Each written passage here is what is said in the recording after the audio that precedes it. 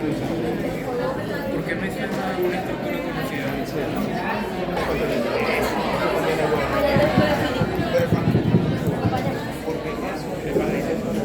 Buenos días. ¿Listos? Silencio, por favor. Buenos días, si no me escuchan, me avisan. ¿Se escucha bien? Ok. Bienvenidos a su última clase de micro. Antes del parcial, ya se despiden de esta materia con un tema de los más bonitos que no se parece a los zoonóticos del segundo parcial. No se vayan a asustar, estos son más bonitos. Ok, hoy vamos a ver los virus transmitidos por artrópodos y otros virus zoonóticos. Ok, estos comprenden más de 400 genes distribuidos a nivel mundial, es decir, que hay muchos virus zoonóticos. Aquí vamos a ver algunos poquitos, gracias a Dios, pero son muchísimos. Sí. Su reservorio final van a ser los insectos o los vertebrados inferiores. Estos provienen de diversas familias taxonómicas de virus de ARN. La mayoría de los virus zoonóticos... ¿Qué? El señalador. Okay. La mayoría de los virus zoonóticos son virus de ARN y vamos a ver las familias sotavirus, flavivirus, fuyavirus, reovirus, arenavirus y pirovirus. Todas las familias las vamos a ver hoy, así que prepárense. Okay. Apuntador en el bolso de video.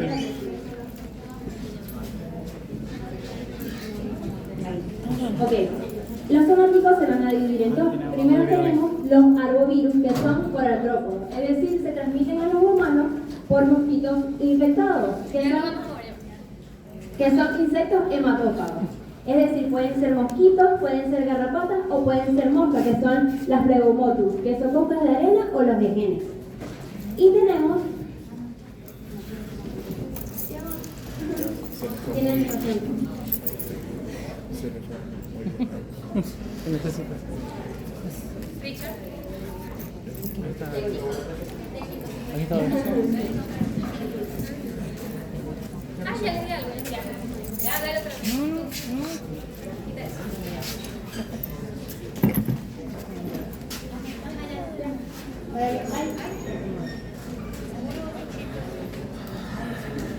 Los virus zoonóticos que se transmiten ya no son por mosquitos, ni por insectos, ni por nada, sino que son por animales, ya sea mediante la inhalación de sus excreciones, por una mordedura, como es el más famoso, el virus de la rabia, por vía conjuntival o a través de contacto directo con el animal infectado. También tenemos el poxvirus, que ese sí es un virus de ADN. Okay. Ajá, a ver si se acuerdan. Si les digo arbovirus, ¿qué son? Artrópodos, ¿qué pueden ser? Las tres opciones.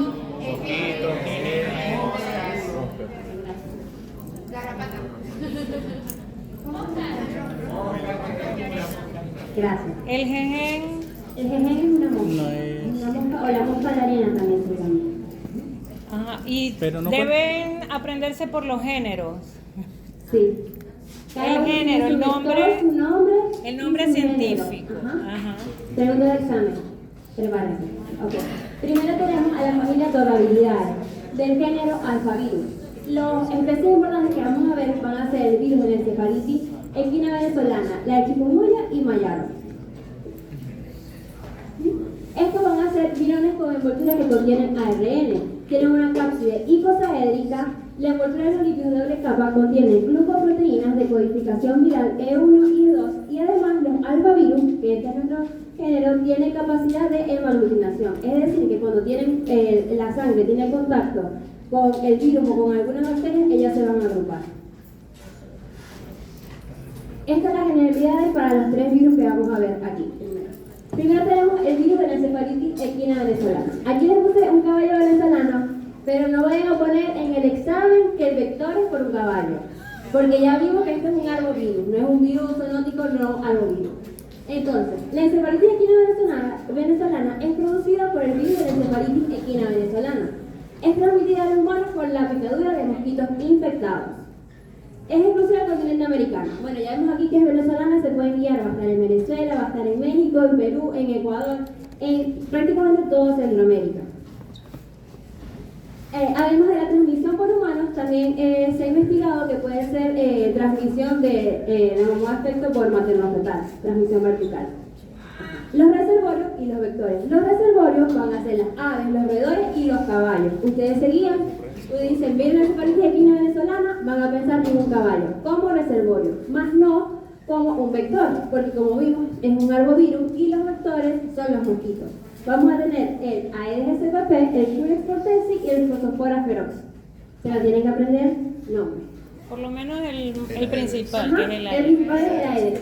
Y en la mayoría principal es el Aedes, pero no en todo. Así que si le ponen uno, no vayan a decir Aedes y ya, no. Ok, la patogenia. Primero, el virus se va a replicar en los ganglios linfáticos y en los tejidos locales. Luego va a ir a la circulación sanguínea y se va a diseminar. Aquí es donde va a ocurrir la viremia. Ellos van a cruzar la barrera hematocefálica, ellos no les importa nada, ellos van a agarrar su barrera hematocefálica, la van a romper y la van a cruzar. Y van a afectar a las neuronas olfativas o células vasculares del cerebro. Y se va a diseminar, generando una degeneración neuronal dispersa. Por varios días ocurre una viremia, es decir, cuando el virus está en la sangre. Y los vectores artrópodos adquieren el virus a succionar la sangre durante este periodo. Es decir, estamos infectados con la viremia, pónganse, un caballo. Está infectado con la viremia. Llega el mosquito, él va a succionar su sangre y ahí es que el mosquito se va a infectar y puede infectar al otro. Solamente si está en la etapa de la viremia. Las manifestaciones clínicas, el periodo de incubación es de 4 a 21 días. Las infecciones asintomáticas son muy frecuentes aquí. Puedes tener o un síndrome pseudogripal o te puede dar encefalitis. Una de las dos, o te puede dar las dos, nadie sabe. Pero no es muy común que pase, no es un virus común. Tiene cefalea súbita, es intensa, van a tener escalofríos, fiebre, de síntomas gastrointestinales como son náuseas, vómitos, dolores generalizados y malestar general. Es un virus que te puede dar así como cualquier malestar, que ustedes lo pueden confundir con cualquier otro, no tiene algo muy específico. Pero en las primeras 24 48 horas puede haber somnolencia intensa y estupor. Es decir, que va a afectar el estado de conciencia, porque ya vimos en la patogenia que él cruza la barrera hematocefálica y él puede afectar a las células vasculares cerebrales. En los casos graves puede haber convulsión mental, temblores, convulsiones y coma. Pero esto es más que todo común en los niños pequeños. En los adultos no se ven muchos casos graves y la fiebre va a persistir por 4 a 10 días. Aunque este es un virus poco común de que se mueran de eso. Puede dar coma, puede terminar en un caso grave en coma, pero no es lo más común. O sea, no es común que alguien diga, no, se me murió un tío por el virus de la encefalitis equina venezolana. Pero puede salir en el examen, así que se le excluye. Ahora tenemos el virus de la chikungunya, que deriva una palabra en macote, que es un grupo étnico de África, que es aquel que se encorva. ¿A cuántos de aquí le ha dado chikungunya? Ah, claro, por allá, pero ahorita no. ¿Y si les ha dado? ¿Y qué les han sentido cuando les dio? Dolor en las articulaciones. Entonces, ¿qué es característica de la chikungunya? Artralgia. Además de la fiebre alta, exacto. Pero la chikungunya, ustedes piensan en aquel que se encorva. Yo pienso en el jorobado de Notre Dame, pero bueno, no lo puse aquí. Y piensan chikungunya, ay, el jorobado de Notre Dame tenía chikungunya porque está encorvado. Lo piensan así, no suena así. Pero y tiene artralgia, porque es característico de chikungunya. Desde 1770 se han reportado epidemias de fiebre, exantema y artritis semejantes a chikungunya. En Tanzania en 1950, en Tailandia en los 60 y en India durante el 60 y 70. Aquí vamos a tener los dos vectores principales, que van a ser el Aedes aegypti y el Aedes albopicus. Ambos van a estar en zonas tropicales. Eso también es importante al momento del diagnóstico, porque además de la clínica característica que vamos a ver en chikungunya, podemos hacer un diagnóstico clínico refiriéndonos al historial de viaje. Si han viajado a una zona tropical, o el Aedes albopicus, que también está en latitudes más templadas, nos puede guiar a acercarnos más al diagnóstico del chikungunya. Entonces, ¿cuáles son los vectores aquí? Aedes. Ya llevamos 2 con Aedes. Ok. SPP. Ok, aquí los mosquitos van a adquirir el virus y después de 10 días el mosquito es capaz de transmitir. Es decir, yo estoy infectada de chikungunya y viene un mosquito y me va a picar. Después, el mosquito, 10 días después, él se va a hacer su vida tranquilo, se va a ir a su casa, va a preparar el virus y va a ir a infectar a Silvia. Cuando 10 días después de que él infecta a Silvia, unos 3 a 7 días, Silvia va a comenzar con los síntomas. Pero el mosquito, antes de infectar a Silvia también, tiene que esperar. Tiene que esperar Sí, tienes que 10 días. Alejarte de... Déjame ver, De este lado es mejor, pero. O aquí. Pero. Pero ¿Así? cuidado con. ¿Ya? Sí, porque si no... Entonces, el mosquito me pica a mí. Espera 10 días y va a infectar a Silvia. Después de 10 días, es que él puede infectar a un huésped susceptible. Y Silvia, después de 3 a 7 días, va a comenzar con los síntomas.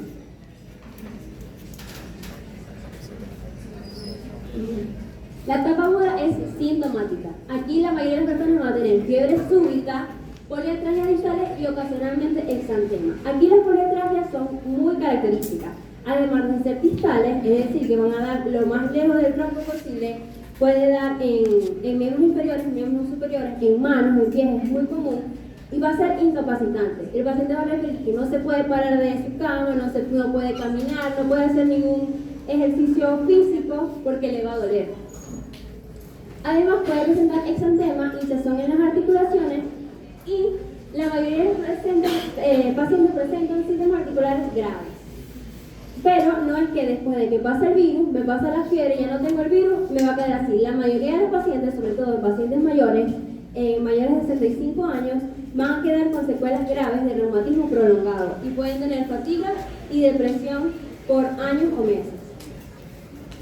Es posible la transmisión materno-fetal en mujeres embarazadas. No sé si se acuerdan que era muy común que cuando en la época del chikungunya decían que las embarazadas no podían salir, se tenían que cuidar mucho. Y el problema de estos virus es que ellos no tienen vacuna. La prevención aquí es matar al mosquito y tener cuidado con los repelentes y con cualquier método que los aleje. Además de las manifestaciones clínicas, a ver qué me las quiere decir. Ajá. ¿Pero cómo son las artralgias? Ajá, ya va. ¿Cómo son las artralgias? Distales.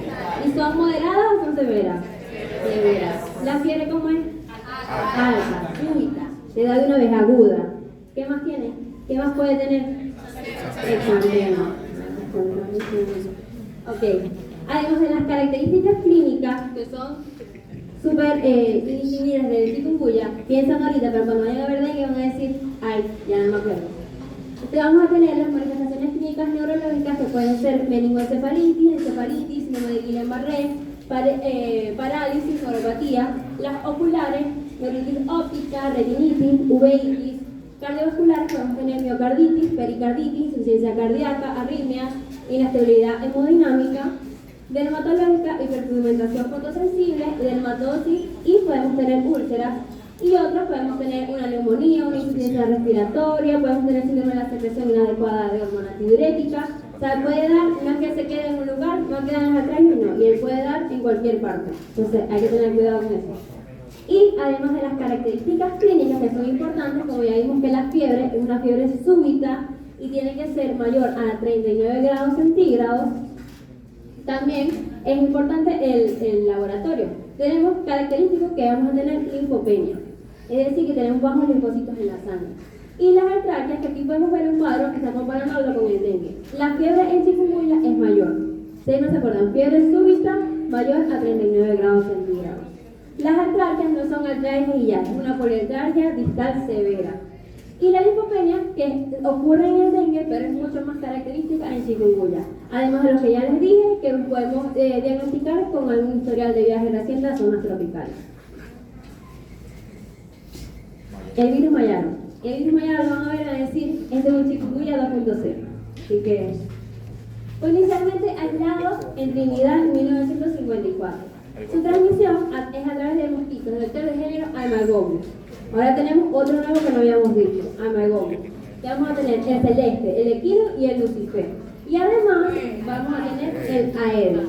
Sí, ¿no? Pregunta examen. Si le van a poner virus Mayaro y le ponen el principal, aquí está Aedes, pero tenemos el principal que es Aemagogus. Y si le ponen tienen que poner Aemagogus celeste, Aemagogus equino y Aemagogus lucifer. Si se pueden poner celeste, color celeste. Equino, ¿se acuerdan de un caballito por ahí?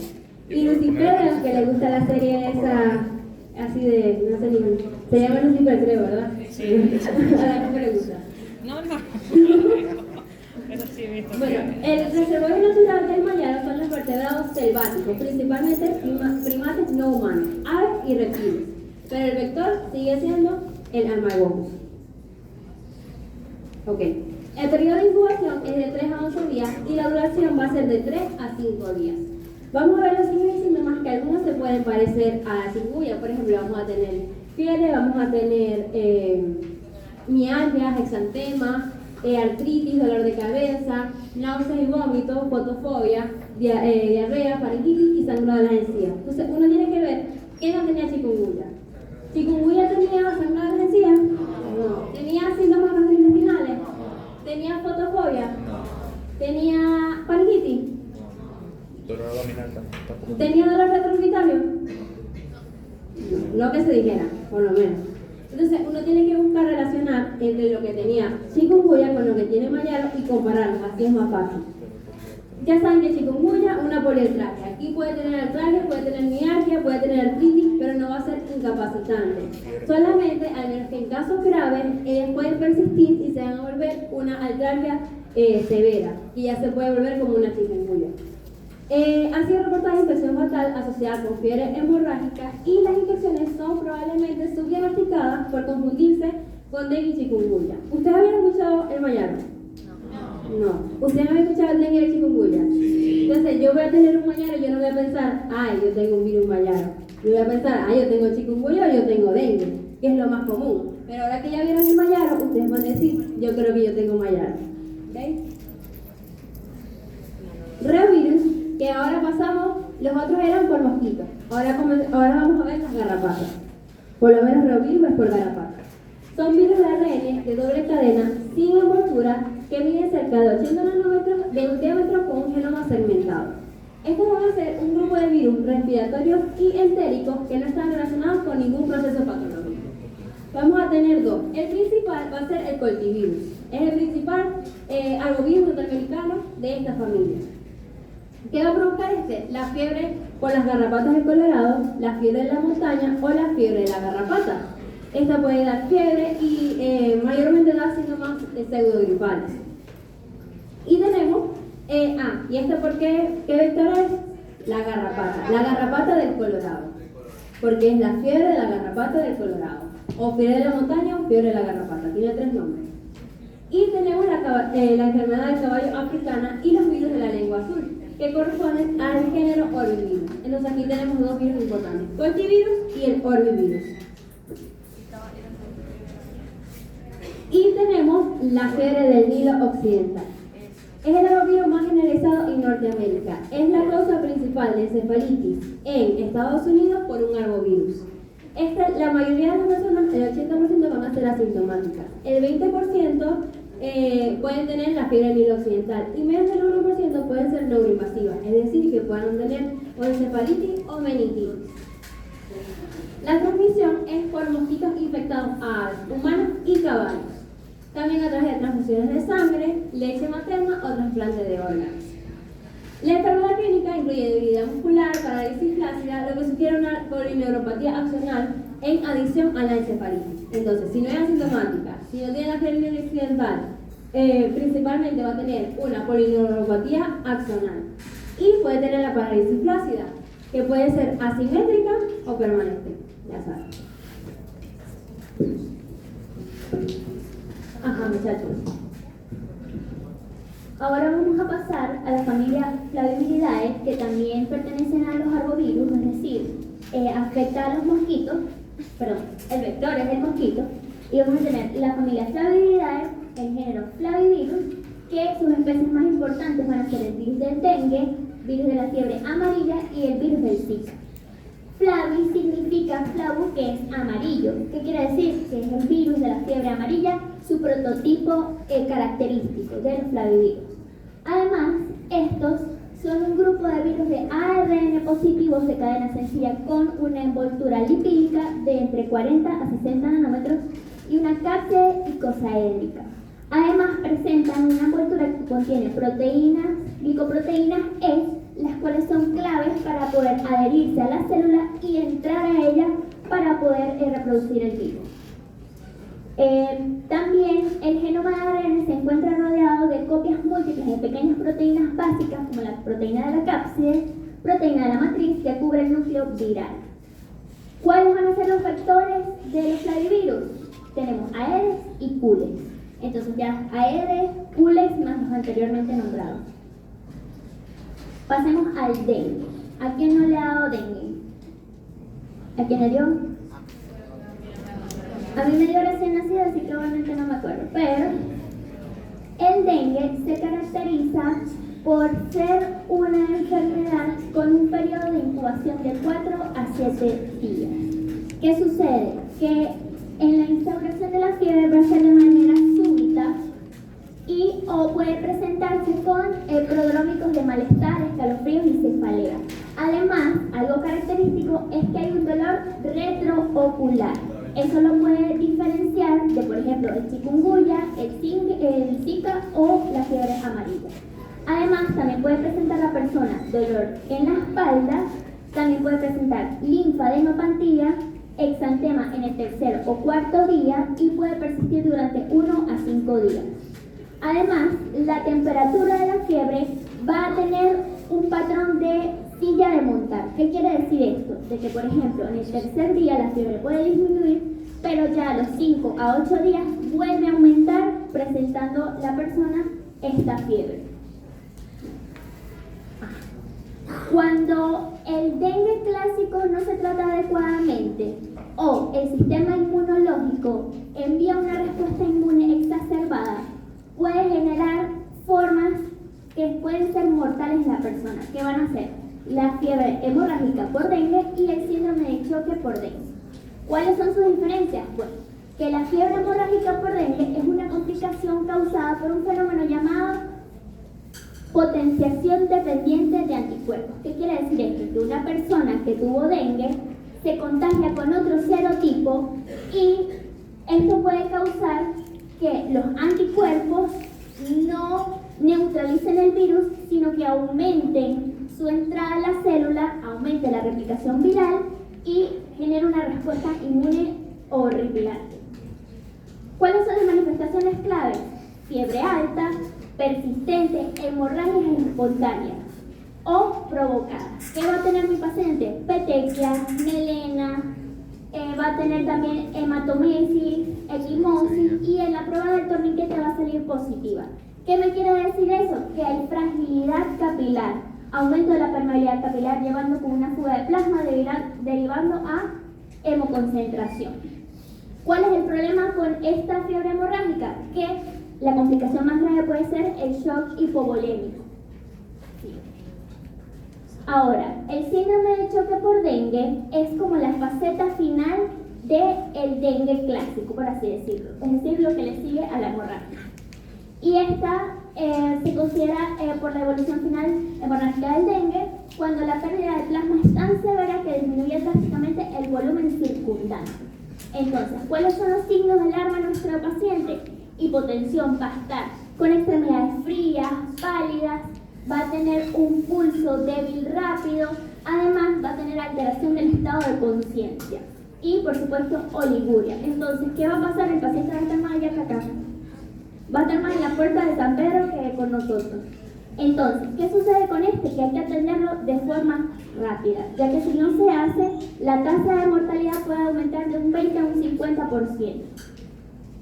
Y bueno, además, el organismo, ¿qué sucede aquí? Que no va a poder mantener la perfusión de órganos vitales, lo cual va a generar un riesgo de falla multiorgánica, renal, hepática y cardíaca, y por supuesto la muerte.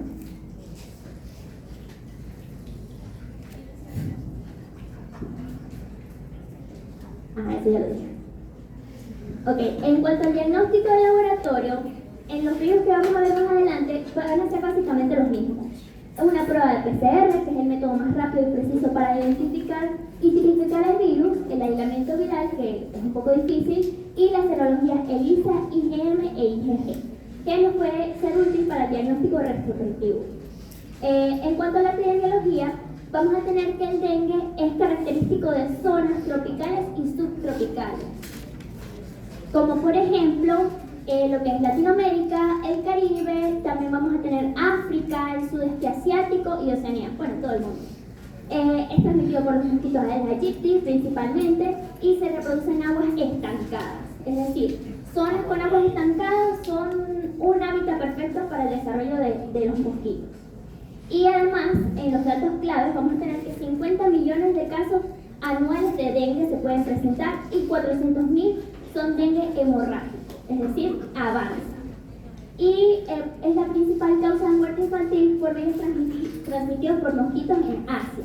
Y las epidemias coinciden con temporadas de lluvia. O sea, puede ser que hoy podamos adquirir dengue.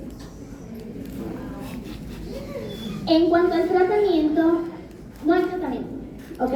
No hay tratamiento antiviral, pero sí se tratan los síntomas. Recuerden que los virus siempre se van a tratar son los síntomas, no el virus en sí. Sin embargo, hay un estudio hoy en día sobre una vacuna, que es la vacuna del dengue, la cual está disponible en algunos países, pero nosotros como tercermundistas no lo tenemos. Y se indica para poblaciones de edad entre 9 y 16 años, es decir, entre preadolescentes y adolescentes. Sin embargo, está contraindicado en niños menores de 9 años. Virus del Zika. Este fue otro famoso virus que sucedió entre 2015 y 2016. Le dio a todo el mundo, literal. Primero fue chikungunya, después el Zika se caracteriza por tener de hospedador o reservorio, por ejemplo, primates no humanos de diferentes especies y otras especies como murciélagos, cabras, ovejas y roedores. En cuanto a los vectores, su transmisión principal es por Aedes aegypti también, aunque también tenemos Aedes africanos, pero prefiero a los monos más que a los humanos, la verdad. En cuanto a la epidemiología, el Zika permaneció como una infección leve y localizada hasta su expansión en 2015 y 2016 en Latinoamérica, lo cual empezó especialmente en Brasil. Esta se asoció principalmente con microcefalia congénita y malformaciones neurológicas fetales y síndrome de Guillain-Barré, pero este síndrome por general no es muy común en los adultos y sigue en estudio. Y actualmente se considera endémico en la mayoría de las regiones tropicales, es decir, todavía lo vemos hoy en día en estas regiones. Otras formas de transmitir este virus es por transmisión sexual, por vía vertical madre-hijo, por transfusión sanguínea y por accidentes de laboratorio. Así que ojo pelado que les pueden pegar Zika por relaciones sexuales. Las características clínicas van a ser fiebre, exantema, artritis y o artralgias y mialgias y conjuntivitis y fatiga. La conjuntivitis es no purulenta, ojo. Y esta es la diferencia de, por ejemplo, el dengue y el chikungunya, ya que ambas comparten, por ejemplo, la artritis, la artralgia o la mialgia, pero esta se caracteriza por conjuntivitis no purulenta.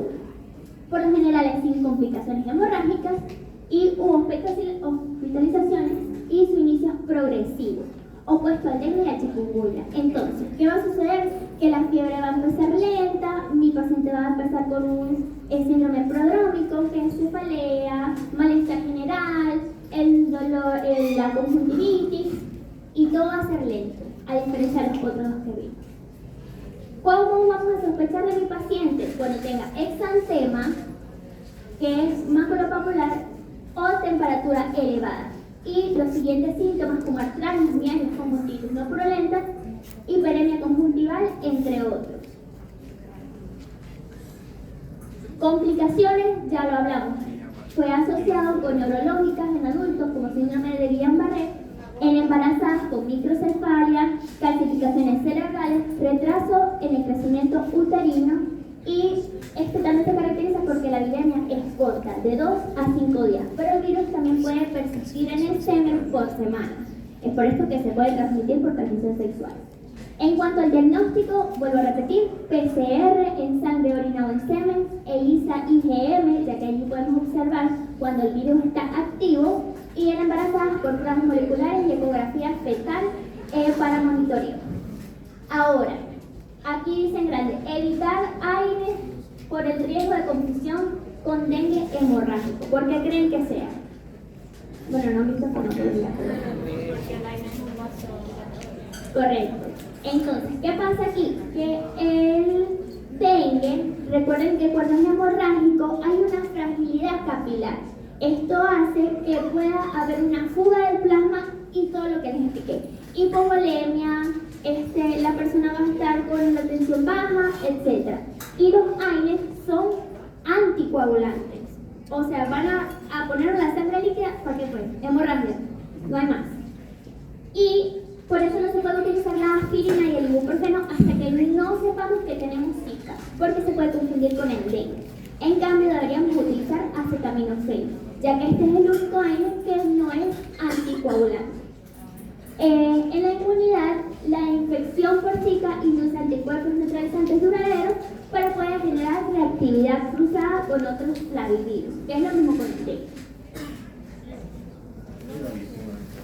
Ajá. Fiebre amarilla. Es el prototipo de la familia Flaviviridae y es una enfermedad aguda febril que también puede llegar a ser hemorrágica. En los casos graves se caracteriza por una disfunción hepática, renal y hemorrágica con elevada mortalidad. Y por ahora hay un solo serotipo y se han encontrado 7 genotipos en esta enfermedad. En cuanto a la patogenia, tenemos que el virus va a ser agregado o inyectado en la piel, por así decirlo, donde en esta se va a replicar y luego se va a diseminar en todo lo que es ganglios linfáticos locales, hígado, vasos, médula ósea y el corazón, lo cual puede persistir por los días. La viremia la vamos a tener presente en la sangre en las primeras etapas de la infección y estas lesiones, que por ejemplo en el corazón, pueden llevar a que haya un choque en la enfermedad. Además, las lesiones se deben ubicar según la propagación del virus en un órgano específico. Sí.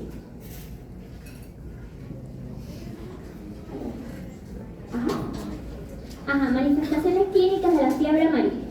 Vamos a tener un periodo de incubación de 3 a 6 días. Este inicio de fiebre también es brusca, con presentando escalofríos, cefalea amarilla, mialgia, dolor lumbar, seguidos de náuseas, vómito y bradicardia. Este periodo inicial dura varios días y el paciente se encuentra virémico, ya que hablamos que la viremia se encuentra activa en las primeras semanas de infección.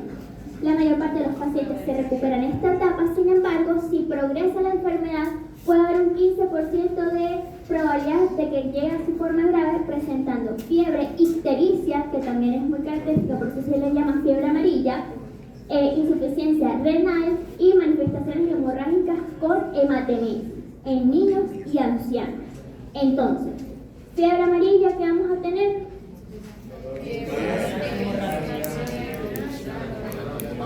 Ajá. Ok. Y en las formas graves vamos a tener principalmente lo que es ictericia, por eso es amarillo, correcto. Ajá. Y su descenso en el día a día de la enfermedad. Y bueno, por lo general en esta enfermedad no hay secuelas, sin embargo, la persona o muere o vive, no hay la mitad. Sí. Ajá. En cuanto a la inmunidad, los anticuerpos neutralizantes aparecen alrededor de la semana y confiere una inmunidad de por vida, básicamente. Única prueba útil de la inmunidad contra la fiebre amarilla es la concentración de anticuerpos neutralizantes. En cuanto a los ciclos epidemiológicos, vamos a tener 2: los urbanos, que son estos, y los selváticos. ¿Cómo son los urbanos? Cuando una persona se contagia del virus por el mosquito en la ciudad, básicamente, de persona en persona, que era lo que explicaba Alejandra. Y en el ciclo selvático se contagia de mono en mono con el vector de Aedes. Y la fiebre amarilla no ha sido invadida en Asia, aun cuando el vector Aedes aegypti tiene una amplia diseminación allí, porque son primermundistas. Pero bueno, nosotros somos más fuertes que el odio. En los países americanos presenta características epidemiológicas comunes del ciclo de selvático y casi todos los casos ocurren en varones de 15 a 45 años de edad, ya que pues, son los que más comúnmente van a la selva a trabajar, básicamente. Sí. Ajá, virus Oropouche. Este virus pertenece a la familia Peribungiaviridae del género Orthobungiavirus y su especie es virus Oropouche. Este fue identificado en el 55 en Trinidad y Tobago y es un virus reemergente en las Américas, transmitido a las personas principalmente a través de los jeje. O sea, ya no estamos hablando principalmente de aéreos, sino de jeje y algunas especies de mosquitos. En su estructura vamos a tener que es esférica, con una envoltura que está formada por 3 segmentos de ARN monocatenario y hasta los momentos se han reportado 4 genotipos. Que por cierto, el dengue también tiene 4 genotipos. Ojo. El segmento S se codifica en la nucleocápside y proteínas no estructurales, el segmento M en las glicoproteínas y el segmento L en la polimerasa del virus.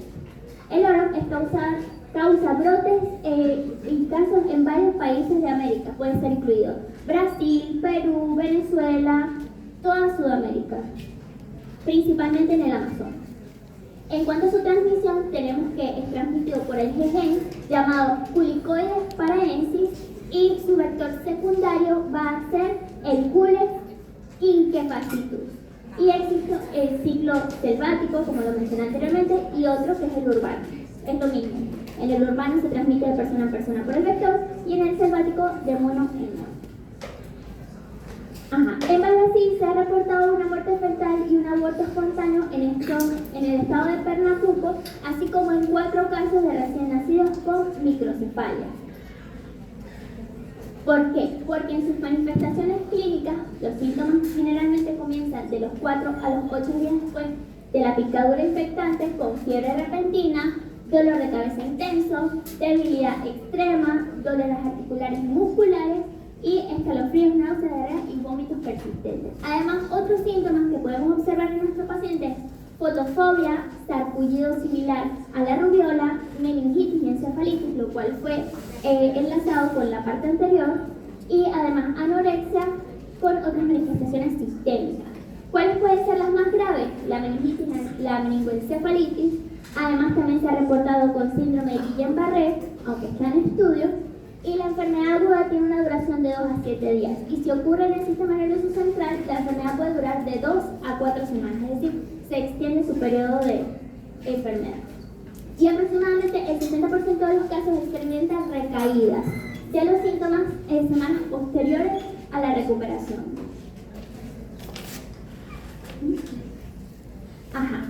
En cuanto al aumento de la propagación, está vinculado a diversos factores ambientales, es decir, el cambio climático ha intensificado que esta enfermedad se esparza en el mundo, y también por las temperaturas, ya que pues, los genes por lo general aparecen en climas medio calurosos, la verdad, y la urbanización ha alterado los hábitats naturales de estos vectores, por lo que al no tener hábitat, pues invaden la nuestra, o nosotros la de ellos, favoreciendo interacción entre ellos y aumentando el riesgo de transmisión. En cuanto a su diagnóstico, la confirmación por oropausia se realiza mediante pruebas moleculares y serológicas, al igual que las anteriores, en los laboratorios. Y actualmente no existe tratamiento específico ni vacuna contra el virus oropausia. En cuanto a la prevención, pues utilizar mallas, cuidarse de las plagas y ir a terapia. Otros virus de ARN de origen zoonótico. Ya aquí dejamos lo que son los vectores, como los mosquitos, y pasamos, en este caso, a los roedores. ¿Cuáles vamos a ver? Arenavirus, asociados con fiebres hemorrágicas y virus de poliomielitis linfocítica, filovirus, que es el virus de ébola y Marburgo, entavirus, enipavirus y virus de la rabia. Arenavirus. Su nombre significa arena, arenoso, por la forma del ribosoma que se encuentra en este virus. El genoma consta de 2 moléculas de ARN monocatenario y carecen de proteína matriz, al igual que bulliavirus y entavirus. Antavirus, perdón. Bien. Cada virus se relaciona con una especie de roedor, y la distribución geográfica del virus está determinada por los hospedadores de los roedores. Los seres humanos se infectan cuando entran en contacto con aerosoles, que pueden ser orinas, secreciones, y producen fiebre hemorrágica grave, infectan el feto y pueden causar la muerte fetal. En las infecciones más importantes vamos a tener el virus del viejo mundo y el virus del nuevo mundo. Ahora, el virus del viejo mundo se relaciona más que todo con el virus de Lassa. No,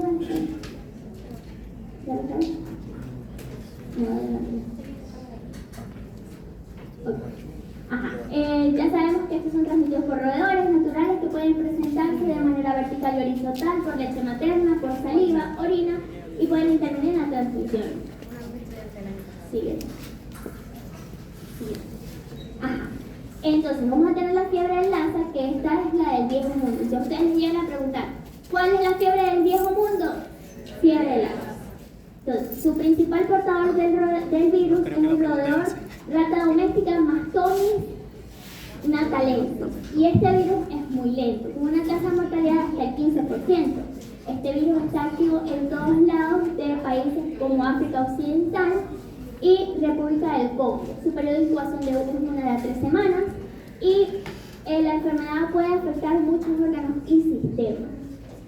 En cuanto a su diagnóstico y detección, igual IgM y IgG con ELISA de detección de agentes virales por inmunohistoquímica y PCR. Además,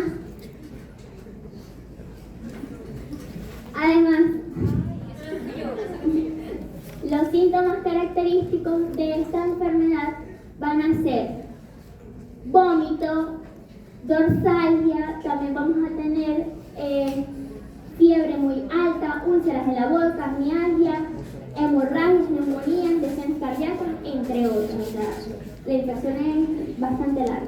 Sí. En cuanto a las fiebres del nuevo mundo, vamos a tener las fiebres hemorrágicas sudamericanas, que estas se consideran en todos los miembros del complejo Tacaribe. Además, sus reservorios son roedores ripsétidos de distribución limitada. Y estos virus de las fiebres hemorrágicas sudamericanas van a ser Junín, machuco, guanarito y sabio. Eso fue una pregunta del año pasado que preguntaron. ¿Cuáles son las fiebres hemorrágicas sudamericanas? Ustedes tienen que decir Junín, machuco, guanarito y sabio. Ojo. Ajá, la hemorragia es frecuente en estas fiebres y la fiebre argentina es la que más produce hemorragia de las otras fiebres. ¿Sí? Entonces, vamos a tener la fiebre hemorrágica de Junín o fiebre hemorrágica de Argentina. Es un importante problema de salud a nivel mundial en estas determinadas zonas agrícolas por maíz y trigo de Argentina, con una mortalidad del 10 al 15% en países no tratados. Su roedor es el Calomys musculinus y es inmunodepresor humoral y celular. Siguiente. En cuanto a la fiebre hemorrágica de Machuco o fiebre hemorrágica boliviana, esta se identificó en Bolivia en 1962 y su roedor es Calomys calosus. También vamos a tener la fiebre hemorrágica venezolana, que es el virus de Guanarito, el cual se encontró en el municipio de Guanarito, estado portuguesa, con su tasa de mortalidad del casi 35% y surgió probablemente por alterar la selva y establecer granjas pequeñas. La fiebre hemorragia Brasil, que es el virus de Sabia, se instaló en 1990 en un caso mortal de Brasil. ¿Qué tienen en común estas cuatro hemorragias, estas fiebres hemorrágicas? Que por supuesto generan fiebre alta, generan hemorragias, más que todo la de Argentina, y además nuestra paciente va a presentar síntomas prodrómicos como malestar, cefalea, entre otros.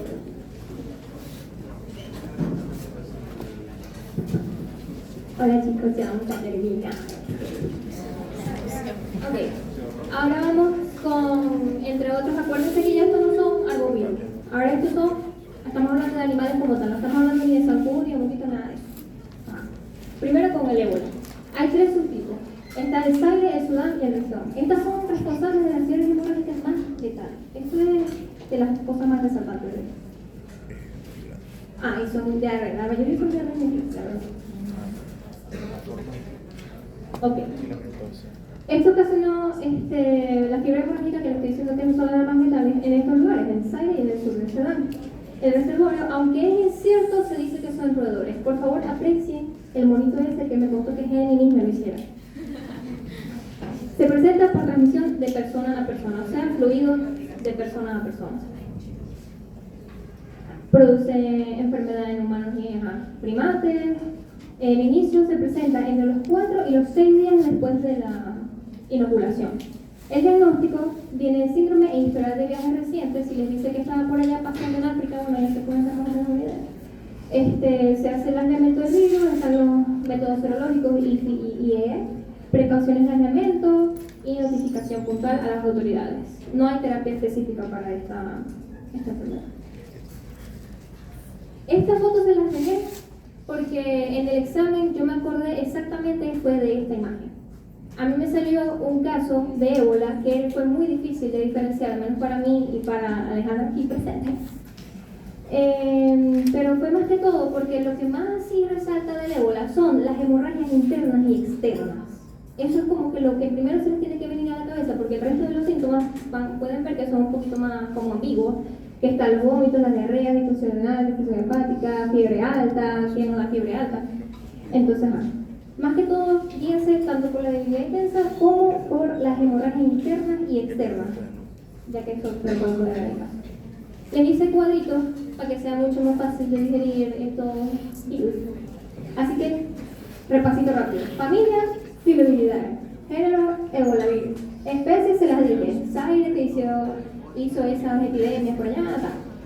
El reservorio, mamíferos pequeños, roedores, primates no humanos. Recuerden que nosotros somos monos un poquito más evolucionados, aunque no todos tienen la misma cantidad de neuronas. La transmisión, ya dijimos, contacto directo de fluidos corporales infectados. O sea, pónganse que yo tengo a alguien infectado y yo lo cuido, entonces le limpio la saliva y se me pega. O sea, por ejemplo, obviamente tiene que tener algo para que le entre el virus, ¿no? Pero bueno. Los síntomas, como les dije, fiebre alta, son bastante ambiguos, dolor de garganta, cabeza, musculares, difusión hepática, bla, bla, bla. Pero el síntoma característico es la hemorragia interna y externa. Eso es lo más característico del ébola. La tasa de mortalidad depende bastante de la cepa, pero es bastante alta, del 50 para arriba, de entre 50 y 90%. Y el tratamiento, no hay tratamiento, pero según la OMS ya se aprobó una vacuna. Pero se usa usualmente es para personas en campos, o sea, que trabajan personas de peligro para este virus, básicamente. No es como que cualquiera puede llegar y ponerse tampoco. Y es específicamente para el ébola del tipo Zaire. El henipavirus les puse el meme de Pato Donald porque es muy aburrido. Dale otra vez. Literalmente esto es todo del henipavirus. Así que, literalmente esto es todo. Las diferencias son que está el virus Hendra y el virus Nipah. Estos son por murciélagos frugíferos. Frugíferos es el que le gustan las frutas. Está el Hendra, que es Australia, afectó equinos, humanos, equinos. Nos vamos a acordar de Alejandra con su bello caballo hecho por Géminis. Y el Nipah literalmente no dice más nada que los lugares a los que ha afectado. Y su mortalidad es del 50%. Esto es súper rápido. Esta es una familia uñavírida, que vamos a ver específicamente el antivirus. Como vimos, todos estos virus son de ARN, por eso no se tiene que matar la cabeza. La mayoría de los uñavirus son arbovirus, excepto el antivirus, que es un zoonotipo no artrópodo, como ya habíamos dicho. Ya ni que son de ARN. ¿Y ese huevo Está la fiebre hemorrágica por antivirus. Aquí van a escuchar en los virus zoonóticos más que todo lo de la fiebre hemorrágica, pero cada uno tiene específicamente algo que los va a ayudar a diferenciarlo. No se maten tanto por eso. Es endémica en Corea y las áreas circundantes en el lejano oriente. Se complica con insuficiencia renal aguda, puede ocurrir hemorragia generalizada y en su forma leve causa nefropatía pero sin complicaciones hemorrágicas. Pueden ver que estas son bastante aburridas. Entre las otras infecciones, este sí tiene algo un poquito más especial, que es el síndrome pulmonar por antivirus. Se ha relacionado al menos con 3 tipos de antivirus, de los cuales el virus sin nombre, porque él se cree especial, es el más común. Inicia con fiebre, mialgia, seguido por el edema pulmonar intersticial. Esto es lo más característico. A mí me encanta decirlo lo más característico porque así lo diferencian mucho más rápido. Las infecciones se asocian con aumento en la población de ratones infectados dentro y alrededor de viviendas humanas. La tasa de mortalidad es del 35% y la transmisión a los humanos es por inhalación de las excreciones de los ratones, por vía conjuntival o por contacto directo con lesiones cutáneas. Ustedes saben que las heces de los ratones son muy pequeñas, a veces tienen contacto con cosas y no nos damos cuenta porque no las vemos o no le tomamos importancia, eso es un sucio y ya está. Pero sí. No se ha observado el contagio de persona a persona. O sea, este es contagio directo con las inscripciones del mismo roedor. Y la prevención son las medidas de la salud pública para informar a la población de transmisión y la reducción de los roedores. Tengan datos, los datos son lo máximo. Tratamiento, apoyo respiratorio. Aquí está el cuadrito, también para este libro es un cuadrito. Entonces, familia, habilidades. Género, antivirus. Reservorio, ratones, ratas. Transmisión, aerosoles, contacto con orina, heces o tejidos de roedores infectados. Incubación de 1 a 5 semanas. Los síntomas: fiebre, mialgia, falta de aire, edema pulmonar. Vean cómo le hago. Síndrome respiratorio y el característico, como les dije, síndrome pulmonar con antivirus o HPV, con edema pulmonar y dificultad respiratoria. La tasa de mortalidad es aproximadamente del 35% en el síndrome pulmonar, porque de resto los síntomas tampoco como que son la gran cosa. No hay tratamiento, pero tampoco hay vacuna para humanos. Para humanos no hay vacuna. Y ahora venimos con el que se gusta, la rabia. Este es el más común. ¿Quién no ha escuchado hablar de la rabia? Hasta se relaciona con lo de los zombies, porque se pueden echar espuma por la boca y todas las cosas. Entonces ahí más o menos se puede dar una idea.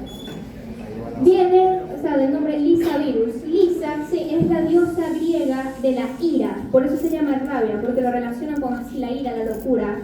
Jaja. El virión es en forma de bala, es también de ARN, monocatenario, tiene envoltura, se replica en el citoplasma y le encanta replicarse. Ella es muy inteligente, este virus es muy inteligente. Él va a buscar volverse loco, multiplicarse en el cuerpo y siempre va a querer infectar a alguien más. Por eso siempre que ustedes ven a los zombies y quieren morder a otra persona, tal, eso es porque el virus es como si, vamos a decir, que así como los perros y los gatos quieren morder al otro ser, sea otro animal o otro humano, para también infectarlo. Él es muy inteligente. Bueno. Este es la perrita de Alejandra, Tuna, y este es mi gato Félix. Te lo presento. Ajá, el principal modo de transmisión de la rabia, ya lo dijimos, es por mordeduras o abrasiones de la piel. También puede ser con trasplante de órganos y la infección a través de aerosoles. Específicamente es por la saliva de animales. Imagínense una mordedura, saliva. Usualmente en los perros es así como en los zorros. Está la diferencia. Hay rabia urbana, que son de estos animales, y las salvajes, que obviamente son animales que no tan comúnmente. Ojalá yo tener un mapache en mi casa, ¿no? Pero bueno. En los gatos es más diferente porque pueden ser por las garras. Ustedes saben que los gatos se bañan lamiéndose. Entonces, obviamente, ustedes, si tienen gatos, les va a encantar cuando ellos se paran las garras así para limpiarse entre las garras. Es por eso que en los gatos es más común que las garras les puedan infectar, porque tienen saliva. Dale. Ok. Aquí les voy a dar el recorrido de cómo hace el virus. Vamos a decir que nos muerden, vamos a poner el ejemplo que nos muerden la pierna, por decir una cosa. El virus va a agarrar a los nervios como autopista. Él va a ser el carro, el virus es el carro, y la autopista es el nervio. Él va a ir subiendo aquí, muerde, se replica exactamente donde se fue la mordida. Después empiezan a subir por la médula espinal. Por ahí van a tener una pit stop para cambiar de caucho y van a empezar a replicarse más. Mientras más se replican, más sube, más se replica, más sube, más se replica. Después vayan a llegar, ustedes que tienen examen de neuro la semana que viene, van a llegar a ciertas partes del cerebro en donde puede afectar o no puede afectar. O sea, esto depende mucho de la respuesta inmune de la persona, así como de la mordedura. Porque puede afectar médula espinal, tronco encefálico, cerebelo y otras cosas. Así como puede descender otra vez y llegar al sistema nervioso del ojo, las glándulas salivales, que por eso es que les digo que espuma, ¿no? Pero, ¿por qué les digo que depende mucho del sistema inmune y también de la mordedura? Porque, como les dije, el virus usa a los nervios para subir. Entonces, ¿qué pasa? Aquí se va a tardar porque está en la pierna. Pero imagínense que lo muerden en el cuello. En el cuello está directico para llegar de una vez al cerebro. Entonces ahí puede afectar o más rápido o puede afectar de una de las maneras que vamos a ver ahora, porque hay ahí dice, creo. Hay dos maneras de que la rabia puede ser vista. Ahí está. La furiosa y la paralítica. Estos son diferentes cosas. Nunca van a estar las dos al mismo tiempo. O está una o está la otra. La que más conocemos es la furiosa, que es la que les digo que usualmente hay exceso de excreción en las glándulas salivales porque se va para allá. Pero en la paralítica vamos a decir que ustedes que tienen examen de neuro la semana que viene, tienen que saber a dónde va a afectar, o sea, de dónde está afectando si va a ser causar parálisis, así como dónde está afectando si es furiosa, porque está afectando autónomos, glándulas salivales y cosas. Entonces, acuérdense que eso no está muy así como se ve. El virus puede tener de 20 a 90 días de incubación, pero también a veces no se ven los síntomas hasta 1 año o 2 años. Eso varía mucho de la persona. Primero está la mordida. Después hay un periodo prodrómico, que ya cuando llegan al periodo prodrómico ya ahí no hay nada que hacer.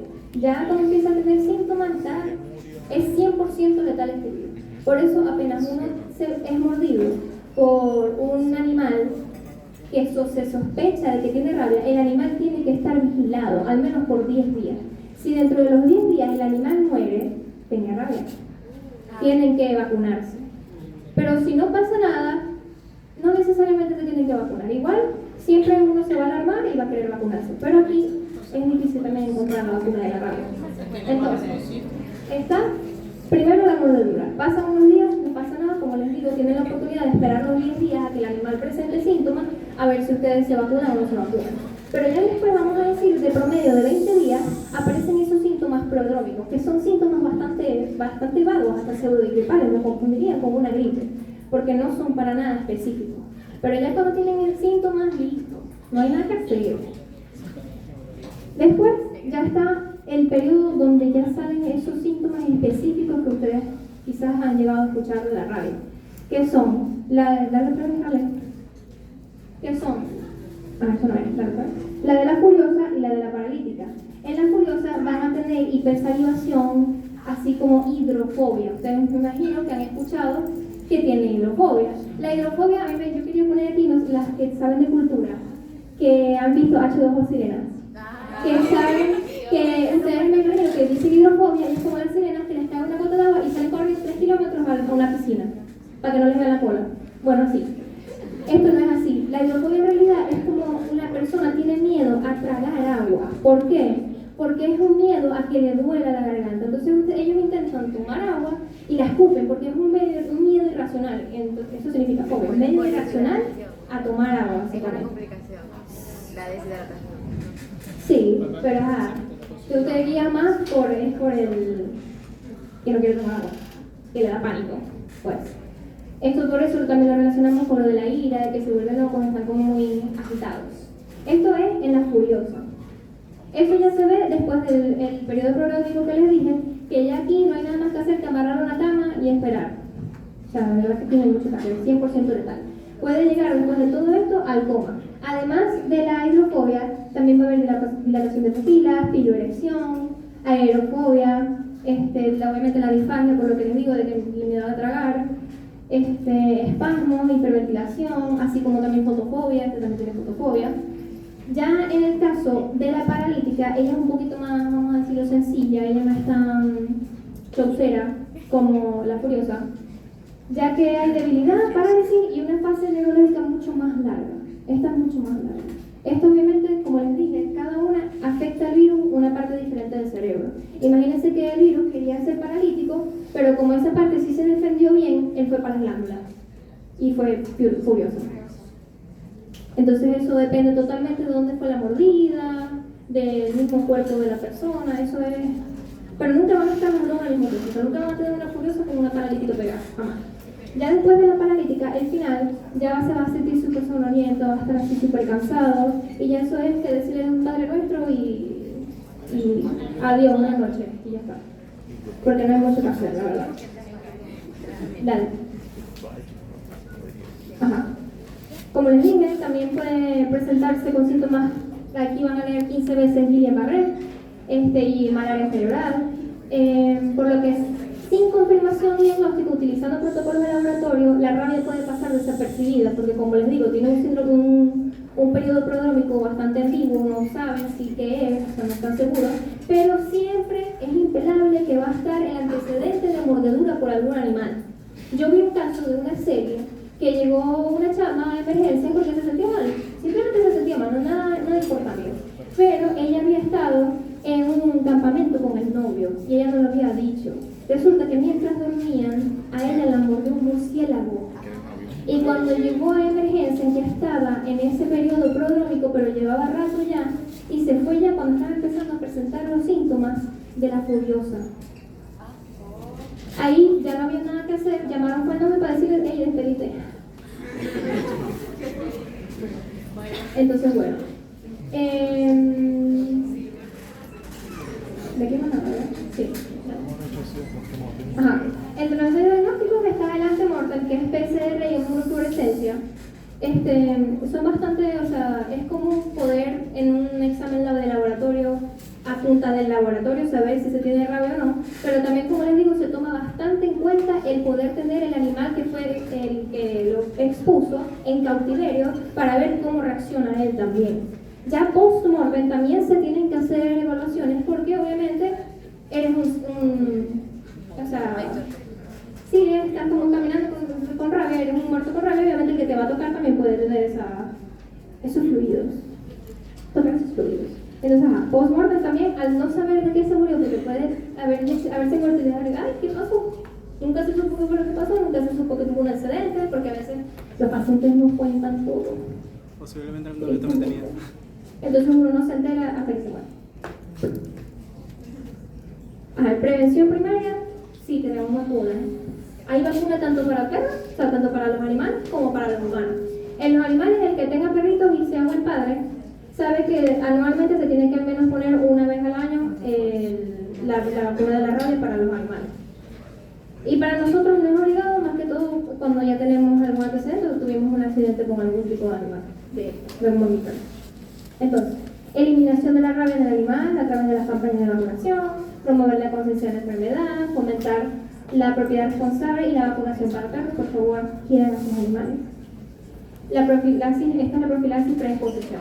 Esta vez más, la inmunización. Los tipos de anticuerpos están la inmunoglobulina de la rabia humana, que tiene menos reacciones adversas, y el suero antirrábico equino, que solo se utiliza en países donde se dispone de que no se dispone de la inmunoglobulina de la rabia humana. Aquí vengo con un cuento. Para los que le vaya a tocar en el hospital Coromoto, este es el tigre. Esto es un perrito callejero que tienen allá en el Coromoto y es básicamente del hospital. Yo estoy allá y bueno, a mí las muchachas me quisieron dar este virus porque yo en parte soy rescatista y me equivoqué de carrera y debe ser veterinaria. Pero aquí estamos, ¿no? Y yo no puedo ver a un animal sin tocarlo. ¿Qué pasa? Yo un día fui y le llevé comida. Y la puse en el piso y el vigilante me dijo, pero muévesela para el otro lado. Y a mí obviamente no se me ocurrió mejor cosa que un perro de este calibre, de este tamaño, moverle la comida, meterle la mano mientras comía. Y me mordió la mano. Bueno, de esas cosas se aprende, ¿no? Aún así toco todos los perros que se me atraviesan. Pero esta vez miren, uso un guante, ¿ves? Qué inteligente soy. Fui obviamente a epidemiología súper tranquila a decir, oye, de casualidad tenés la vacuna de la rabia aquí. No, amiga, es que en el sur ya no ha llegado. Y yo, bueno, dale, gracias. Igualito el perro estaba vacunado, lo tuvieron en observación, todo bien, bueno, aquí me ven, sigo vivo, ¿no? Por ahora. Y igualito el perro lo tienen vacunado, todo tal, pero mi abuela cuando se enteró me quería meter la mano en cloro. Como les digo, el tratamiento local de la herida es lavar con agua y jabón. O sea, si ustedes los muerden, primero directito vayan a la base donde se mordieron, obviamente como profilaxis normal, común, de cualquier herida que ustedes se vayan a hacer. Porque no me imagino que se van a hacer una herida y la van a meter en una tierra o en el agua de Maracaibo, ¿no? Pero bueno, está la administración, como les dije, de la inmunoglobulina antirrábica humana y la vacunación de los mismos animales. La administración es alrededor de la herida directamente, ya que ayuda a neutralizar el virus, porque como les digo, el virus donde se muerde, desde ahí empieza a subir. Desde ahí, de una vez agarra los nervios, vámonos de viaje. Y y van para arriba y empiezan a hacer esa por allá. Y les dejé también un cuadrito, para que sea obviamente más fácil. Entonces, como les dije, familia, rango de habilidades, género, Lisa virus, Lisa de la diosa de la ira. Así se le ve a la rápida. Especie virus de la rabia. El reservorio son los murciélagos y cualquier mamífero terrestre, perros, zorros, ahí se acuerdan de la película de Alejandra y de Gato Félix, que no dejan de morder. Y la transición, las mordeduras obviamente, el contacto con la saliva, la incubación, como les dije, de 20 a 90 días, pero puede llegar hasta el año, hasta los 2 años. Los síntomas son la agitación, la hidrofobia, y la hidrofobia es que yo voy a mojarme y me convierto en sirena.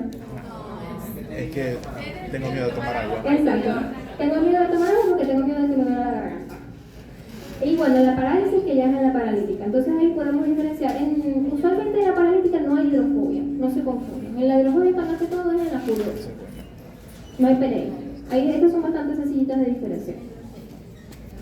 La tasa de mortalidad, 100%. 100% aquí no hay vida, ya yo estuviese muerta. O sea, de verdad, de vida. Pero se puede prevenir con la profilaxis post-exposición, obviamente, así como antes de los 20 días de que ya empiece el periodo prodrómico, vacunarse. Y por favor, vacunen a sus animales. Ajá, como les dije, sí hay vacunas. Estas preguntas de examen, por favor, que no se les olvide que se pregunta si hay vacunas o no. Vacuna pre-exposición para el personal de alto riesgo, por ejemplo, también los veterinarios deberían vacunarse seguido. Y la profilaxis post-exposición, que es para los que ya sufrieron de algún tipo de accidente. Y que no se les olvide que está la forma furiosa, que es la encefalítica, también la llaman encefalítica, y la paralítica, que bueno, parálisis, ¿no? Y les traemos un casito. Disculpen lo cutre, pero es que no sabemos usar PowerPoint. Entonces, bueno, te lo voy a leer. Hombre de 45 años, agricultor en una zona rural de África Occidental. Ingresado al hospital con fiebre alta de 39.8, dolor muscular generalizado y debilidad desde hace 6 días.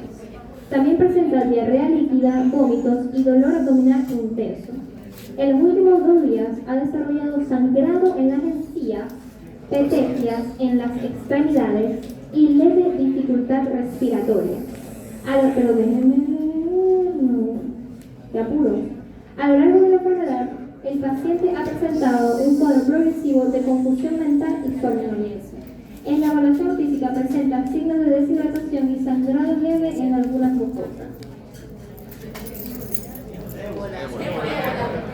¿Por qué?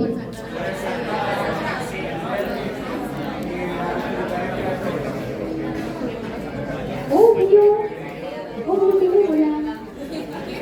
Ojalá este caso no me hubiese tocado así, porque en el caso de nosotros confundimos con toda ella menos con el ébola. ¿Por qué? Porque a nosotros tienen que ver más o menos cómo se ven esas hemorragias internas. ¿Qué otro signo pueden decirles en un caso para decirles que tiene una hemorragia interna? Porque a nosotros no nos hace de papaya, de que tiene sangrado en el mundo. No, eran unos signos que significaba que estaba teniendo una hemorragia interna. Y de ahí nos agarramos y resulta que era el ébola. Entonces, para eso va.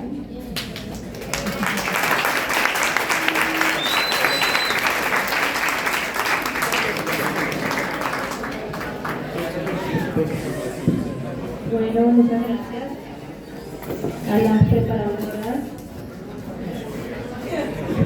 por su clase. Ok, creo que quedó claro que la rabia es letal, ¿verdad? Sí. Una vez que inician los síntomas, entonces ya es irreversible.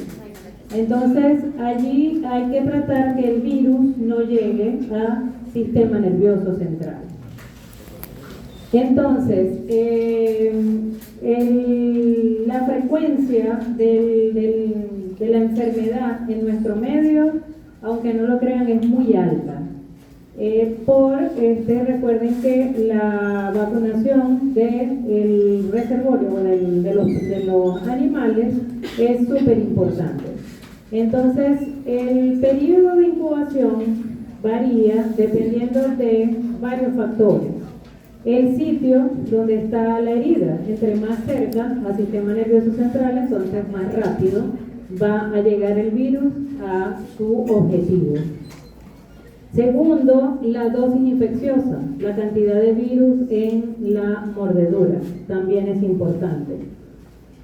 Aunque el sistema inmunitario trata de evitar que el virus llegue, entonces también influye la respuesta inmunitaria del organismo anfitrión, o sea, del paciente que está infectado.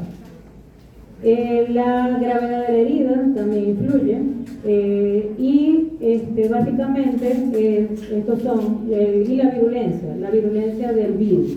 O sea, el propio virus también puede ser más virulento o menos virulento. En el caso de la mordedura de los gatos, o sea, los gatos son más transmisores de rabia en nuestro medio que los propios perros. Por la cantidad, hay muchos, los gatos son muy exitosos en su reproducción, entonces tenemos muchos más gatos en nuestro medio que perros. Entonces hay que fomentar la vacunación de los animales para entonces evitar la diseminación de esta enfermedad. En estos días, hace algunos meses, falleció una niña en el General del Sur por rabia. Entonces, no es que estamos exentos de rabia en nuestro medio, hay mucha rabia en los animales y por lo tanto entonces podemos tener muchos pacientes con esta enfermedad. En las medidas de prevención hay la profilaxis posexposición o preexposición. Hay dos formas. Está la vacuna. Recuerden que la vacuna es el antígeno del virus para que nuestro sistema inmunológico o el del animal produzca anticuerpos frente al virus. Pero también tenemos la inmunoglobulina, que es inyectar directamente los anticuerpos frente al virus. ¿Qué es más efectivo? ¿Qué se tarda menos? El antígeno se tarda más porque el antígeno va a estimular nuestro sistema inmune o el sistema inmunitario del animal para producir anticuerpos. Y la infección natural no evita que el virus llegue al sistema nervioso central, todo depende del sistema inmunitario. Entonces, por eso son necesarias las dos. En el caso de los animales, el refuerzo que es con los antígenos del virus para que el sistema inmunitario del animal produzca los anticuerpos y si el animal está expuesto al virus, entonces ya tenga anticuerpos. Pero en el caso de la enfermedad, entonces lo más importante es la inmunoglobulina, porque la inmunoglobulina es como la antitoxina para las bacterias. O sea, lo que va a evitar que la toxina en las bacterias, o en este caso, lo que va a evitar que el virus llegue es el anticuerpo dirigido frente, en este caso, al virus de la rabia. Eso es lo que va a inactivar el virus. Entonces, en nuestro medio está disponible la vacuna para los animales, que sería entonces antígenos del virus para que el animal produzca anticuerpos. Lo que no está disponible es la inmunoglobulina, que es lo más importante, pero para el humano no hay nada. No tenemos ninguna de las dos. Entonces estamos mal.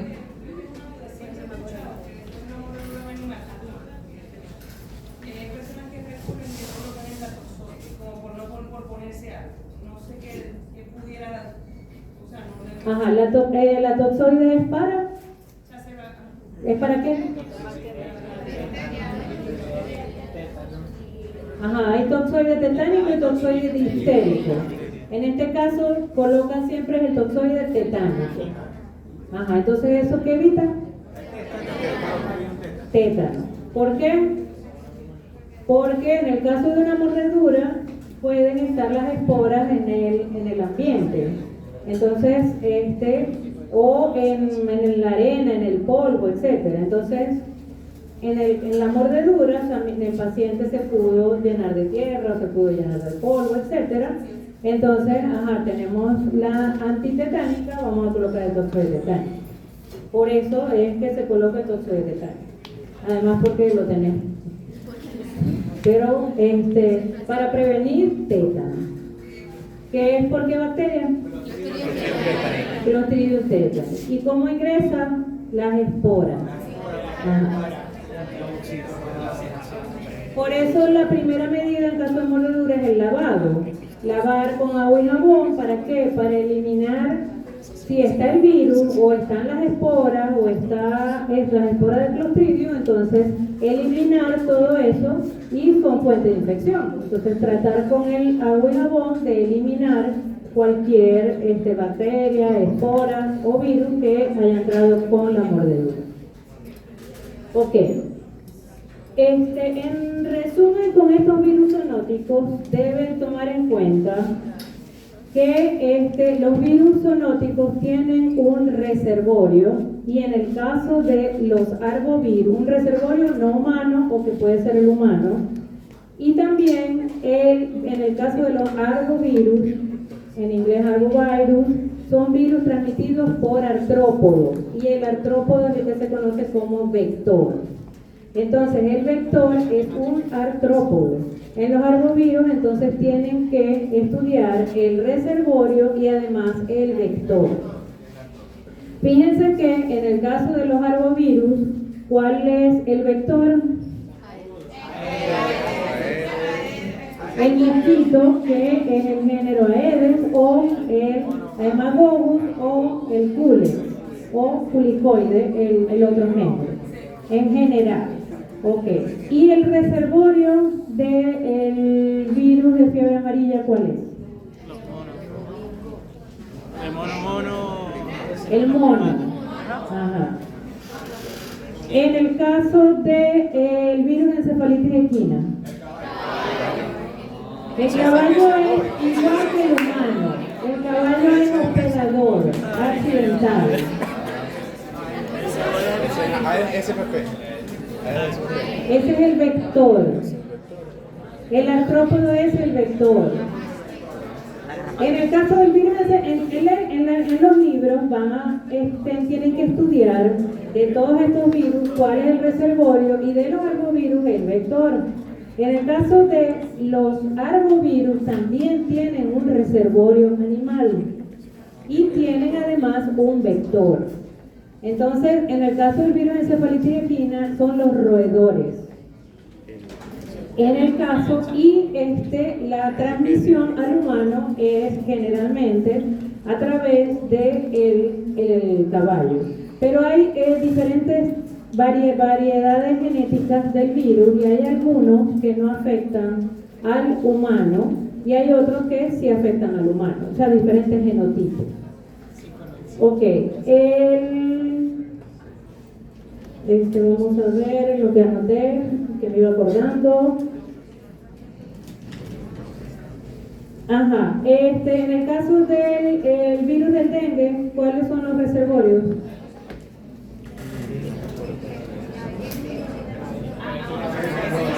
Ese es el vector. ¿Cómo? No, su vector. El reservorio es un animal. Reservorio animal, vector, el Artrópodo.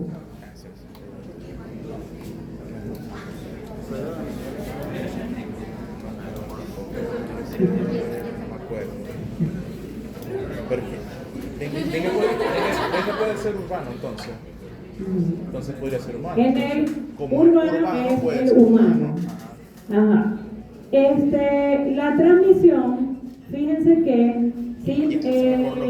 esto también lo dijeron las chicas, el periodo, si el vector se alimenta de un humano que se encuentra en periodo de viremia, o sea, que tiene el virus en la sangre, entonces se va a infectar. Pero ellas hablaron del periodo, o sea, no quiere decir que el Aedes me pica, por ejemplo, y yo no estoy en periodo de viremia, entonces no le voy a transmitir el virus. Entonces, el periodo de incubación es importante porque cuando el mosquito se alimenta, entonces van a pasar hasta 10 días, 14 días para que el mosquito sea infeccioso. Y además en el humano, cuando recibe el virus, también va a pasar un periodo de 4 a 10 días para que el paciente se vuelva infeccioso, porque hay que darle oportunidad en el mosquito al virus para que llegue a las glándulas salivales, y además en el humano hay que darle oportunidad al virus para que llegue y ocasione la viremia. Entonces no es que el mosquito me picó y ya yo tengo dengue. Dengue, Zika o cualquiera de las enfermedades transmitidas por estos vectores. Ok, la Organización Mundial de la Salud con respecto al dengue lo clasifica en dengue con o sin signos de peligro o signos de alarma y dengue severo. Esa es la clasificación que se está utilizando actualmente. Entonces deben, en el caso del dengue sin signos de peligro, las manifestaciones es fiebre y alguno más de los siguientes, como son mialgias, exantema, cefalea, o sea, básicamente las manifestaciones de un síndrome pseudogripal. Los signos de peligro es cuando entonces hay extravasación de plasma y entonces al salir el plasma va a haber hemoconcentración. Al haber hemoconcentración aumentan también la hipercoagulación. Y entonces allí lo que va a pasar es una coagulación intravascular diseminada. ¿Y qué va a pasar? Que entonces eso va a bloquear la entrada de sangre, oxígeno a los tejidos, y ahí es que empieza entonces la falla multiorgánica. Y esa extravasación de plasma va a generar entonces edema. Si es a nivel abdominal, ascitis.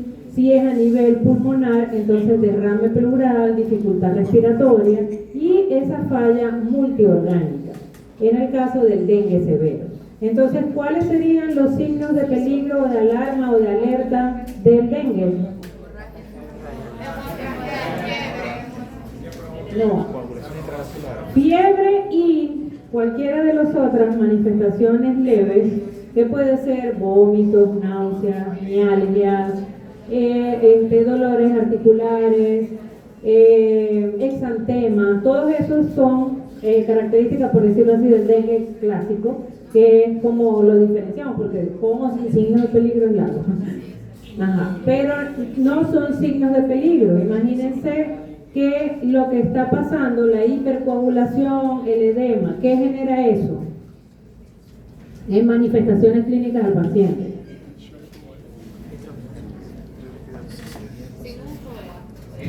¿Sí?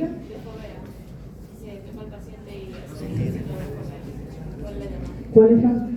Que pudiera ser ante la palpación, no hay inteligencia de tejido. Eso es edema. Esa es la presencia de acumulación de líquido. Ajá. Ese es uno. Otro. Insuficiencia respiratoria podría ser. Dificultad respiratoria. Ok. Edema pulmonar. Ascitis. Ajá. En el caso de falla de los diferentes órganos, si hay hepatitis, ¿qué va a haber? Ictericia.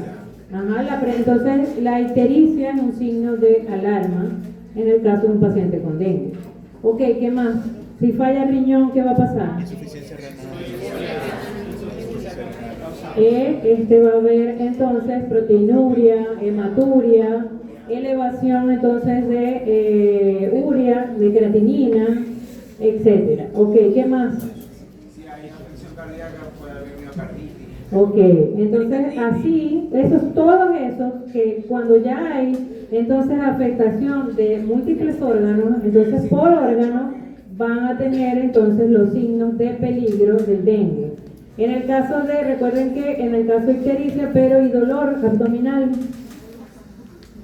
por la hepatomegalia también, dolor abdominal, vómitos persistentes, edema pulmonar, derrame pleural, hepatomegalia, falla renal, o sea, todos los signos de falla renal. Entonces, todos esos son signos de peligro del dengue.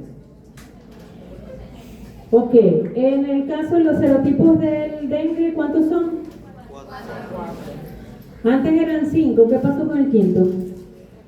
¿No habían escuchado que eran 5? No, siempre han escuchado que eran 4. No, hubo un año que salió un quinto, pero luego descubrieron que no había un quinto. ¿Hay vacuna o no hay vacuna para el dengue?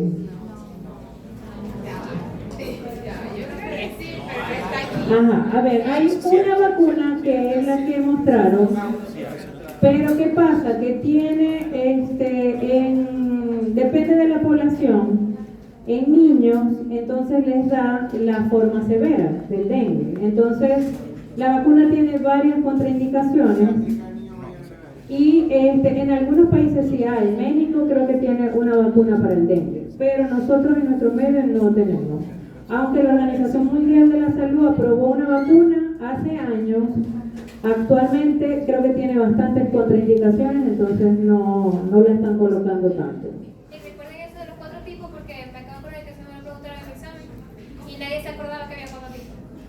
Entonces le estoy diciendo, acuérdense que hay 4 tipos. Ok, en el caso de en el dengue, ¿cuándo da dengue severo? Cuando no se trata de clásico y entonces se enfrentan los procesos. Ajá, ¿hay tratamiento antiviral para el dengue? No. Entonces, si no, o sea, el tratamiento de muchas de estas enfermedades básicamente es lo que conocemos que es de soporte. Entonces es tratar de evitar o monitorear para contrarrestar los signos de peligro, por ejemplo. Ajá. Entonces, ¿cuándo da dengue severo? Entonces no es cuando no tratamos al paciente que tiene dengue. Ajá. Cuando hay reinfección. Entonces, generalmente lo más frecuente es que cuando el paciente le da por el genotipo 1 y después le da por el genotipo 2, entonces generalmente evoluciona a dengue severo. ¿Por qué se produce el dengue severo? Por reinfección. ¿Hay una? Había una respuesta inmunológica. No. Era sería por no tratar las enfermedades. Había una respuesta. Pero es que no puedes evitar la enfermedad. No tienes un antiviral que vaya a inactivar el virus. O sea, cuando te infectas de los virus, no puedes evitarlo. Hay algunos que sí tenemos antivirales, pero estos que estamos hablando no tienen antivirales. Ajá, entonces, ¿por qué da el dengue severo? Es por una reinfección. Tenemos los mismos 4 genotipos desde hace miles de años.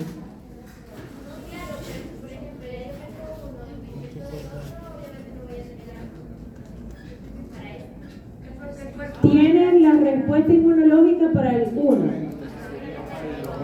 Ajá, entonces, ¿qué es lo que pasa? Que en lugar de la respuesta inmunitaria proteger frente al otro genotipo o el serotipo, la respuesta inmunitaria forma inmunocomplejos y los inmunocomplejos van a ayudar al nuevo genotipo para que infecte más células y estos inmunocomplejos entonces van a exacerbar también la respuesta inmunitaria. Entonces, allí la respuesta inmunitaria frente al otro genotipo ayuda más bien a incrementar y a producir los síntomas severos. Esa es la hipótesis más aceptada, que es por los inmunocomplejos. Ajá. O sea, es la respuesta inmunitaria la que reacciona frente al otro genotipo y facilita la infección. Exageradamente. Ajá. Sí. Ok, el tratamiento ya lo mencionamos. En fiebre amarilla, en el virus de fiebre amarilla, ¿tenemos vacuna o no tenemos vacuna? Sí tenemos vacuna, por eso es que no tenemos tantos casos de fiebre amarilla. Y en el caso de fiebre amarilla, la mayoría, igual que en encefalitis equina, la mayoría de las infecciones son asintomáticas o sintomáticas leves. Las formas graves son menos, incluso en encefalitis equina, menos del 5% o el 5% de los casos. Por eso es que tenemos menos casos o pocos casos de estas enfermedades. Y en fiebre amarilla es muy importante la falla hepática. O sea, allí lo primero que falla es el hígado y hay una necrosis hepática, por eso las características clínicas de la enfermedad. Ok, en general entonces, les comento que en estos virus y en toda la zoonosis deben estudiar y deben tomar en cuenta el virus, el vector y el reservorio. En el caso de los arbovirus son los que tienen el vector. En el caso de los otros virus que se transmiten por otros virus zoonóticos, el principal reservorio son los roedores. ¿Y cómo entra el virus? A través de abrasiones en la piel que tienen contacto con fluidos biológicos del reservorio, que son los roedores. En el caso del ébola, ¿cuál es el principal reservorio del virus? Ellas mostraron el animalito hecho por Génesis que les costó mucho. Ajá, el chimpancé. Los murciélagos también. Ajá. Entonces tienen que saber por qué debemos estudiar esto. Porque las medidas preventivas, o sea, la prevención de la enfermedad es combatir entonces el reservorio o el vector, o evitar contacto con el reservorio o con el vector. Ajá, y en resumen tenemos entonces que los virus zoonóticos pueden ocasionar 5 enfermedades, o sea, 5 patologías, por decirlo así. Algunos ocasionan entonces artritis y exantema, otros ocasionan fiebre y mialgias, otros ocasionan encefalitis y otros ocasionan fiebre hemorrágica y síndrome o enfermedad pulmonar. Esas son las 5. ¿Quiénes ocasionan entonces fiebres hemorrágicas? Dengue, arenavirus también. Los arenavirus. Dengue, hablamos de dengue como sin signos de peligro y dengue severo. El dengue severo es el que hablamos porque es diferente de las hemorragias. En el caso de dengue severo, lo principal es la pérdida de plasma, que es lo que lleva a la hemoconcentración y al edema.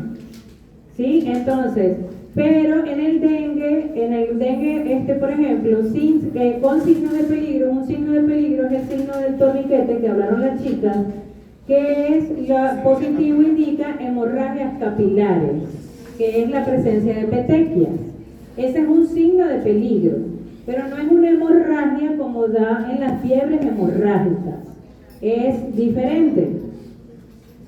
Ajá, entonces en el caso de las fiebres hemorrágicas hablamos de arenavirus, ébola, Marburg, y de los arenavirus entonces virus Lassa, virus Junín, virus Machupo, virus Guanarito, que es el de Venezuela, y Sabia. Ajá. En el caso del síndrome respiratorio, ¿qué virus hablaron las chicas? Antavirus. También puede dar una enfermedad renal, antavirus. Ok, en el caso de encefalitis equina venezolana, o todos los virus de encefalitis que hay un montón, japonesa y no sé qué. En nuestro medio, encefalitis equina venezolana. Ajá.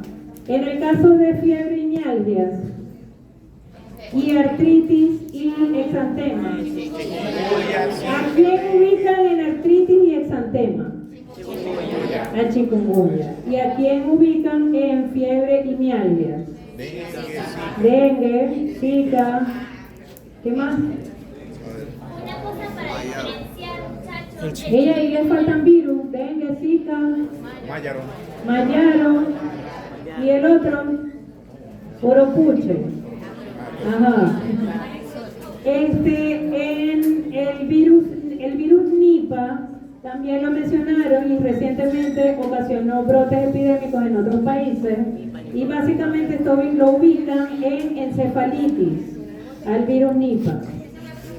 Ajá. Y en el caso de las fiebres hemorrágicas, por ejemplo las del complejo Tacaribe, además de las manifestaciones que comentaron las muchachas, están los signos de manifestaciones del sistema nervioso central, principalmente en aquellos que ocasionan meningitis o meningoencefalitis, o en el caso de los arenavirus del complejo Tacaribe, son signos cerebelares.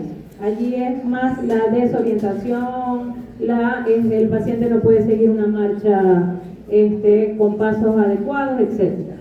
Entonces, los pueden clasificar en esas 5 patologías. ¿Qué ibas a comentar?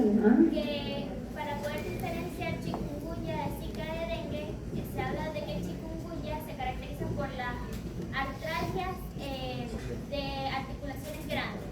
Entonces va a ser tobillo, rodilla, hombro, codo.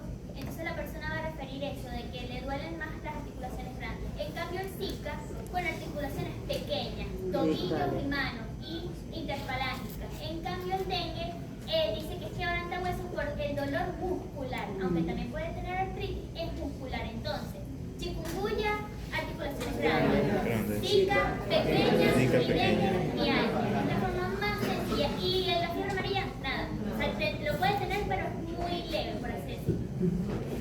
Las formas de transmisión de los arbovirus, además de la transmisión a través del vector, también se pueden transmitir por otras vías. En el caso del dengue, por trasplante de órganos, transfusiones sanguíneas. No, por contagio sexual no se transmite el dengue. Es Zika, ajá. Y a través, por la vía perinatal.